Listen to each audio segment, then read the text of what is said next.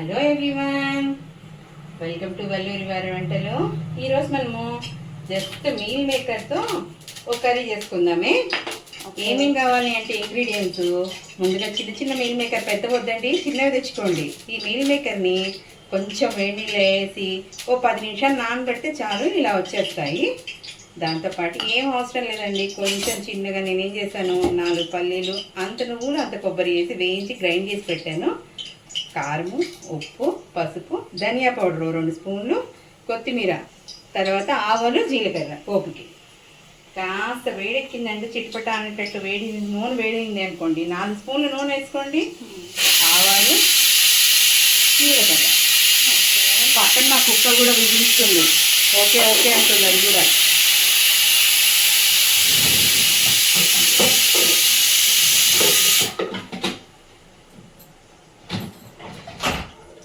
ఈ చిట్పట అనగానే దీంట్లోకి మీరు కాస్త అల్లం వెల్లిపాయ పేస్ట్ వేసేయండి. ఓ 2 స్పూన్లు అల్లం వెల్లిపాయ పేస్ట్ వేసారనుకోండి, 2 అవసరం లేదు, చాలు కొంచెం.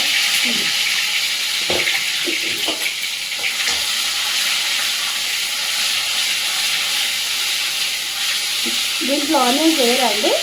ఇది ఆనియన్స్ అవసరం లేదు, కొంచెం ఏం లేదు. ఎందుకు అంటే జస్ట్ మనము ఏ బగారను మొదలు చేసుకున్నప్పుడు ఊరికే కామన్ జనరల్గా మీల్ మేకర్ కర్రీ అంటే తినరు కాబట్టి ఇలా చేసుకున్నామంటే కాస్త టేస్టీగా ఉంటుంది, డిఫరెంట్గా కూడా ఉంటుంది అన్నమాట.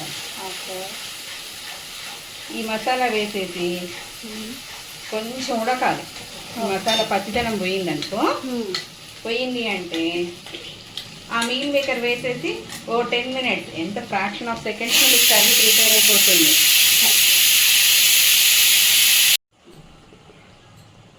కొంచెం ఉడకగానే ఇంట్లో కొంచెం పసుపు, నేను ఇందాక గ్రైండ్ చేసేటప్పుడే ఆల్రెడీ కారం, ఉప్పు, పసుపు వేసేసాను కాబట్టి కొంచెం కొంచెం వేసుకోండి. ఎందుకంటే ఆ పచ్చిదనం పోయింది కాబట్టి పైనుంచి కాస్త వేసేస్తే సరిపోతుంది అన్నమాట. ధనియా పౌడర్ కూడా ఒక 1.5 స్పూన్, చాలా ఎక్కువ అవసరం లేదు. దీన్ని ఒక్కసారి తిప్పేసి మిక్స్ చేశారనుకోండి, ఇలా కొంచెం ఆయిల్ పైకి రావాలన్నమాట. ఆయిల్ పైకి వచ్చింది అంటే కొంచెం కుక్ అయిపోయినట్టే అన్నమాట.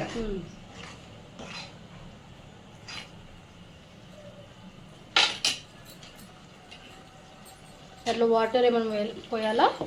ఇప్పుడు మనం ఏంటంటే ఫస్ట్ అది కొంచెం బాయిల్ అవుతుంది కదా, అప్పుడు ఏం చేయాలి అంటే ఇవేవైతే ఉన్నాయో మీల్ మేకర్ని కొంచెం వాటర్ స్క్వీజ్ చేసేసి దీంట్లో వేసేసుకున్నాం. ఎందుకు స్క్వీజ్ చేస్తున్నాము అంటే కొంచెం డస్ట్ గిస్ట్ ఉంటుంది కాబట్టి అదంతా పోయి ఫ్రెష్గా వస్తుంది అనమాట. లేకపోతే అలాగే వేస్తే అందులో స్మెల్ ఏదైతే డస్ట్ ఉండిపోతుందో అదంతా కుక్ అయిపోతుంది, మళ్ళీ అదంతా తినడము మనం తినలేము, స్మెల్ వచ్చేస్తుంది. అది ఉడికిపోతుందా ఈజీగా? ఈజీగా, ఎంతోసేపు పట్టదు.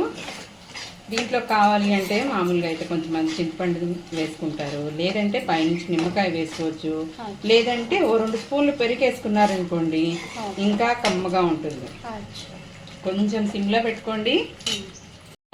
అలాగే డౌట్స్ ఈ స్టేజ్కి వచ్చింది కదా, ఇప్పుడు ఏం చేయండి అంటే మీరు పైనుంచి ఒక 2 స్పూన్స్ పెరుగు వేసుకున్నారనుకోండి, వేసేసి మిక్స్ చేసేసుకోండి.